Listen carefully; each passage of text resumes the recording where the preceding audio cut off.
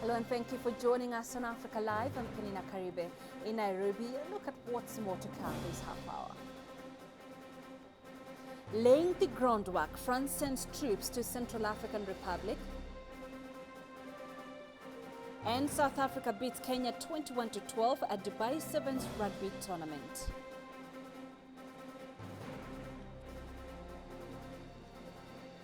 We begin in Mali, where separatist Tuareg rebels announced on Friday that they were ending a 5-month-old ceasefire with the country's government and taking up arms following violence in the northern city of Kidal. The declaration came a day after Malian troops clashed with storm-throwing protesters who blocked a visit by the Prime Minister to the city and northern rebel stronghold. Several demonstrators were wounded, but there were conflicting accounts of how the incident started. The West African country is in the process of returning to civilian rule after a Tuareg uprising that led to a coup last year and the occupation of the north of the country by Al-Qaeda-linked militants. A French-led military offensive routed the Islamists, but tension remains between the central government and Tuareg separatists demanding an independent homeland they call Azawad. Kate Parkinson now joins us on the line from Mali's capital, Bamako, for more on this. Kate, what is the latest from Kidal, and do we know if there has been any more fighting? We haven't heard any reports of fighting since the declaration that the ceasefire has come to an end.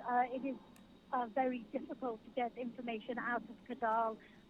There are very few journalists there, and certainly Western journalists haven't been able to go since the killing of 2 French journalists at the start of this month in the area. So as far as I know, there has been no fighting at this time, but certainly the implication is that there will be in the future.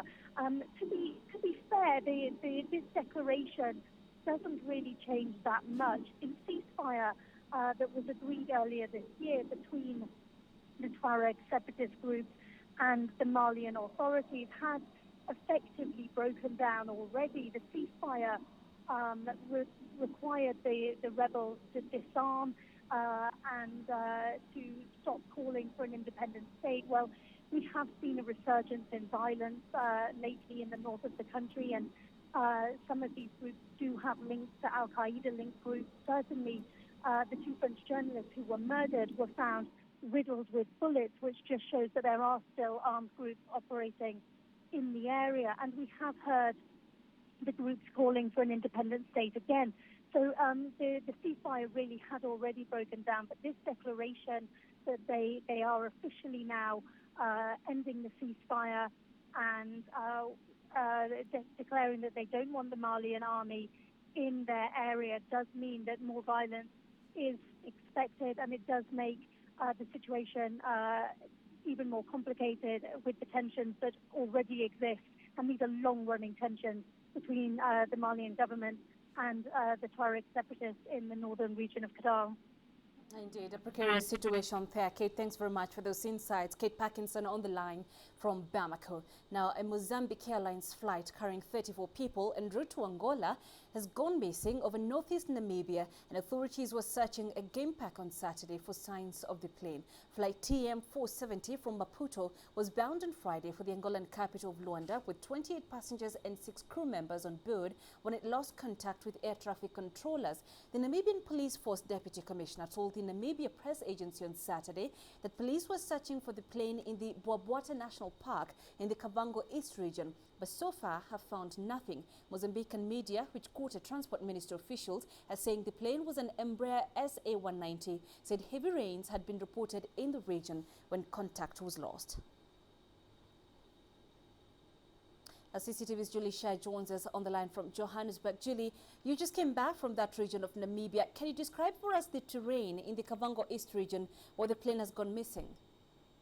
Yes, well, we're talking about a terrain that is a very arid terrain, but worse than that, it is very inaccessible. There are not many roads, and the teams that are at the Kavango region, they're going to have a very tough time because we're talking of a very vast area of 6,100 square kilometers, and it's thought that this plane has gone down in the Bwabwata National Park, which have no roads that have been properly made for cars. There's bush. There's also the fact that it's been raining very heavily since yesterday. So it's going to make the search very difficult to find this plane, because if it's confirmed that it did go down and it has crashed in this region, as I said, there are no possible roads for the search team to access it quickly. And that's why this operation is taking so long to find it. There were reports that came from Botswana that they think that this plane actually did crash. Village people said that they saw an explosion, they heard an explosion go off, and they saw smoke. So it's very unfortunate that it has crashed in this area where there is no medical services, and at the moment we can't confirm if there are or not survivors. We do know at present that LAM has confirmed that there were 10 Mozambicans, 9 Angolans, 5 Portuguese, 1 French, 1 Brazilian, and 1 Chinese. And so at the moment, the search team is continuing, and the terrain is extremely hard to get to. All right, Julie, thanks very much for that update. Julie Shire there on the line from Johannesburg. Now, the war has ended. This is the promise made by Democratic Republic of Congo President Joseph Kabila during his first visit to the troubled eastern part of the country since the M23 rebel takeover of Goma City. And in his trip in Rutshuru, Kabila was confident of long-lasting peace in the area. This report from CCTV's Maria Galang. A warm welcome for President Kabila in Rutshuru, an area that has been plagued by violence for decades, more recently under the control of the M23 rebels. This is Kabila's first visit to the area since the rebels stormed into the provincial capital Goma, confident that the war is over. I stand here today to tell you that the war that these rebels waged against this town of Rutshuru was the last, and it's over. Kabila added that the defeat of M23 rebels was only the first step towards ending 2 decades of conflict in eastern Congo. We should be prepared now because Congo has a lot of enemies who want to harm us. I appeal for vigilance from you. The rebel occupation of the city of 1 million people shocked Western powers into taking a more active role, consequently turning the tide of the conflict. But despite Kabila's assurances, many residents are apprehensive of the recent gains, with some doubting the government's capacity to impose order out of Kinshasa and keep a rebel incarnation in the region at bay. We really do not believe what the president said because we have suffered a lot in the past 20 years. We pray that our lives will change just a little bit for the better. Congo ranks bottom of the United Nations Human Development Index. Millions have died in the east from violence, disease and hunger since the 1990s, as foreign-backed insurgent groups have waged a series of rebellions, often for control of the region's rich deposits of gold, diamonds and tin. Analysts believe that peace in the east could help tap its vast unused potential. For these residents, only time will tell. Maria Galang, CCTV. Recent fighting has put the spotlight back on the plight of child soldiers. Thousands of youngsters have fought for the armed groups that plague the east of the country. And for those who escape, the road home is never easy. CCTV's Jen Keo was in the city of Goma in eastern DRC. She filed this report. It's a pastime popular among boys the world over. But for these youngsters, this is far more than a game. It is hope. In the months gone by, they've known little of that. They fought for rival militia, could even have fought each other. Like 14-year-old Bahati and 15-year-old Hategi Kimana, who are members of the most notorious rebel groups in this region. Hategi Kimana had been in the ranks of the M23 and it nearly cost him his life. We came under intense gunfire from soldiers in Kanyamahoro. I thought I'd die. and decided to surrender to the soldiers. He says he'd been kidnapped in 2012 and forced to fight for the rebels. I was on my way to fetch water in Kibumba when two M23 soldiers arrested me. They took me to Rumagambo, where I was trained to use a firearm. Bahati was a member of the FDLR, a militia whose ranks include perpetrators of the Rwandan genocide. We would cook, fetch water and firewood, but when there was fighting, we would carry their weapons. Officials estimate at least 4,000 children have fled militia ranks this year alone. Bahati and Hategi Kimana are among 200 or so who have been given refuge at this transit center run by the UN's children's agency UNICEF. So they need a place a midway point between an armed group and their homes. So this is what we offer them here. They range from 11 to 17 years old. They are counseled and encouraged to open up through activities such as art and sport. And officials try to trace their families. So while we trace their families, we also assess the condition of their families. We assess whether they are actually ready to receive this child. There are some families that might require some bit of mediation before they accept their children. There are other families that might require some bit of support before they accept the children. Once we have made the conditions right, then the child will be reunified, and then we would link the child up immediately with some kind of reintegration support. Well, it could be months before the boys are reunited with their families, and many fear being kidnapped again or reprisals, like 13-year-old Ombeni, who fought and roped for the Nyatura, a local vigilante group. If they take me again, I'll just go back. There's nothing I can do, but I'll still escape again. Still, playing football allows them to be boys again, boys with dreams. I want to be president, Ombeni says. Bahati wants to go back to school. And as for Hatege Kimana, he just wants to farm. Jin Keo, CCTV, Goma, in eastern DRC. French soldiers were seen preparing the grounds at Bangui Airport and securing sites where the French nationals reside. This comes as the country prepares to boost a military presence in the Central African Republic. Wazir Hamsin reports. French officials say they are laying the groundwork for a bolstered military force in Central African Republic, adding capacity to the country's single runway airport and sending a warship carrying 350 troops, combat vehicles and logistics equipment in neighboring Cameroon. France already has about 450 troops in Central African Republic and is planning to send around 1,000 more. The decision, however, requires an approval from the United Nations Security Council. The Security Council is expected to vote next week. Back home, Central African Republic residents are already welcoming the decision. Yes, that reassures me a lot. We were very afraid for about 2 weeks after these French people were shot at. So we're really reassured that the French army is there to protect us so that we can continue to live a normal life. I work at the French high school and we have 2 children here. So it's about going to the school. It's true, the French army presence reassures us. It makes me feel more secure. It's of an enormous help because you're feeling alone here, and whether we like it or not, we live in an insecure area.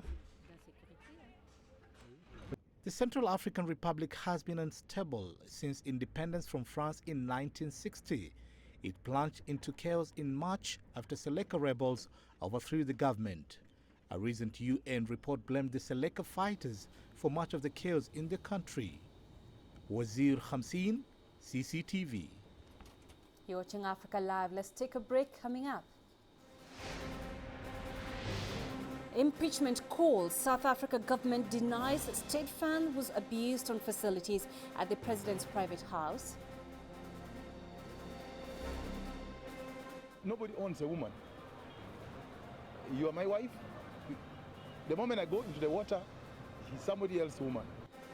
And risky behavior, experts warn as this remains a major challenge facing the fishing communities of Lake Victoria.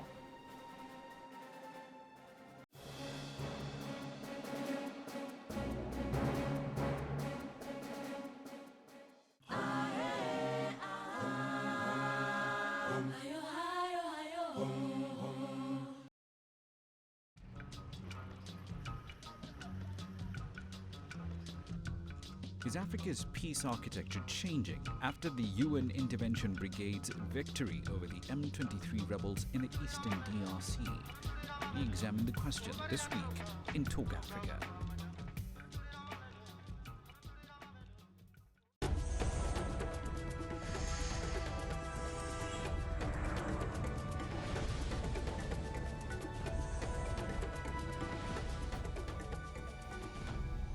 Calls for the impeachment of South African President Jacob Zuma are growing. This after leaks to a national newspaper of a report into his Nkandla homestead claiming the under-fire head of state wrongfully used millions of dollars in public money for his own personal benefit. The official report isn't due out for a month. Its author has condemned the leak as unethical. CCTV's Guy Henderson reports. So just a few more details of these reports that have emerged in this national newspaper, the Mail and Guardian. They say they've not only seen the Public Protector's provisional report, but also 12,000 documents obtained from the South African Department of Public Works. They say that in this provisional report, the findings include claims that Jacob Zuma benefited to the tune of about $2 million from this Nkandla development, including a swimming pool, an amphitheatre, as well as several homes for members of his family on this property. They claim to have seen evidence in this report that suggests that Jacob Zuma employed his own architects instead of using the ones offered by the Department of Public Works, and that he did that without going through a due tender process. Following the employment of his own architects, costs then spiraled from about $2.7 million to about $20 million, and that compares to a total cost on the home of former President Nelson Mandela, for example, of only about $3 million. Now, this report reportedly now recommends, or will recommend, that Jacob Zuma repay at least some of that money. It's also recommending that he be questioned by the South African Parliament. Now, needless to say, the South African government aren't commenting on these reports. Ministers have, up until now, tried to keep some of the findings secret on the ground that it could compromise Jacob Zuma's security.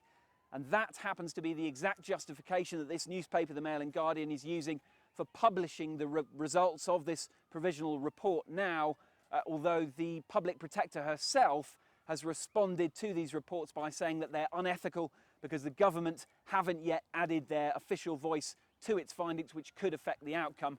Opposition parties have obviously jumped on this straight away, and they're claiming that it could amount to the largest corruption scandal there's been in South Africa's 20-year democratic history, and it does certainly look to be becoming a major challenge to Jacob Zuma's authority just months before the election.